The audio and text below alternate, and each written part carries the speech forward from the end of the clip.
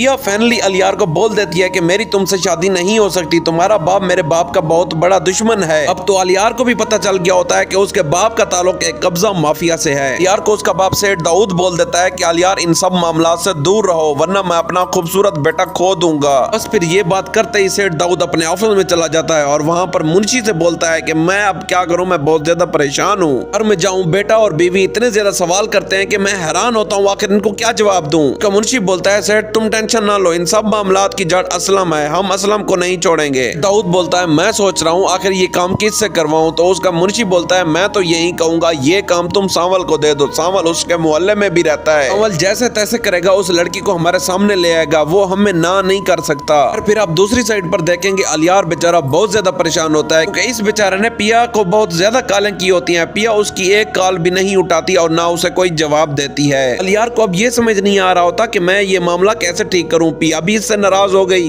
पिया अलियार की कॉल नहीं उठाती, लेकिन जैसे ही छत पर आती है वो देखती है कि आगे सांवल सोया हुआ होता है। सांवल को कॉल करती है। सांवल जैसे ही देखता है पिया जी की कॉल आ रही है और वो छत पर चढ़ी हुई है तो वो अचानक से सिगरेट फेंक देता है। पिया सांवल को बोलती है अब तो तुम बहुत ज्यादा खुश हो इसलिए तो चैन से लेटे हुए हो, तुम्हारी वजह से हमारा घर इतना ज्यादा बर्बाद हो गया है। सांवल कहता है पिया जी इसमें मेरा कोई कसूर नहीं है, मैंने आपको कभी भी नुकसान नहीं पहुंचाया। पिया बोलती है ये तो तुम्हारे सेठ और तुम्हारी चाल थी कि हमारी दुकान के ऊपर ऐसा ही कब्जा करें ताकि हमें पता ही ना चले। सांवल बहुत कोशिश करता है कि पिया जी को मनाए लेकिन वो उसकी एक भी नहीं सुनती। अगले ही दिन जैसे ही सेठ दाऊद अपने ऑफिस में जाता है अपने मुंशी से बोलता है जैसे भी करो सांवल को कॉल करो और अभी क्या भी उसे यहाँ पर बुलाओ, मैंने उससे बात करनी है। फिर सांवल थोड़ी देर के बाद आ जाता है। सांवल कहता है साईं आज मुझे कैसे याद किया आपने। सेठ दाऊद बोलता है सांवल मेरा एक छोटा सा काम है वो और तुमने करना है और वो है भी तुम्हारे बहुत ज्यादा करीब। सांवल कहता है साईं तुसा टेंशन ना लो, आज तक थोड़ा तक कम कीता है, किसी और दा नहीं करना सी कम। सांवल कहता है दसो तो सही हूं मैं की करा।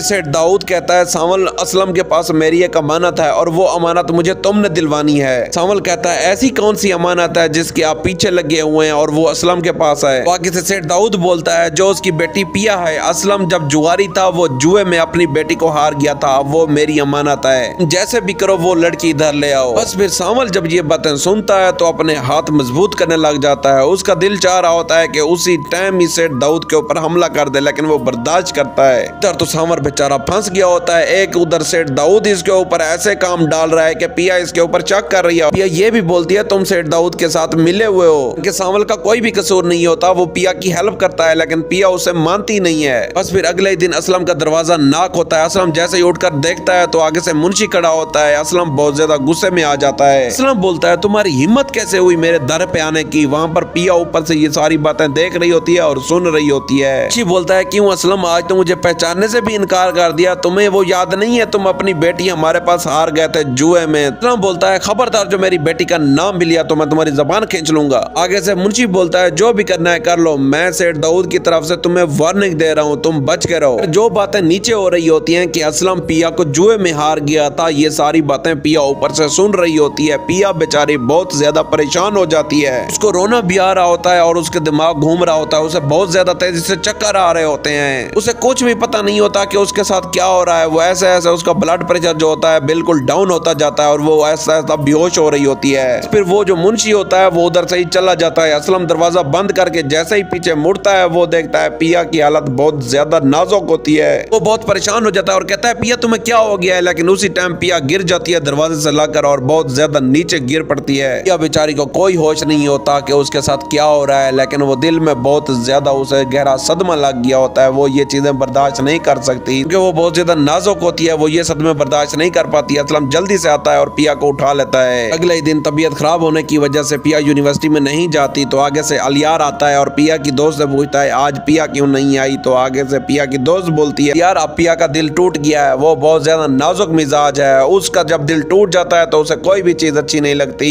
यकीन से कह सकती हूँ कि उस बेचारी का बहुत बुरा हाल होगा, इसलिए आज वो यूनिवर्सिटी नहीं आई। मैं उम्मीद करता हूँ हमारे आज के रिव्यूज आपको अच्छे लगे होंगे, तो इसलिए हमारे चैनल को लाइक कमेंट सब्सक्राइब जरूर कीजिएगा। मैं तो चाहता हूँ कि उसकी शादी सांवल से हो जाए। तो मिलते हैं नेक्स्ट वीडियो में, तब तक के लिए अल्लाह हाफिज।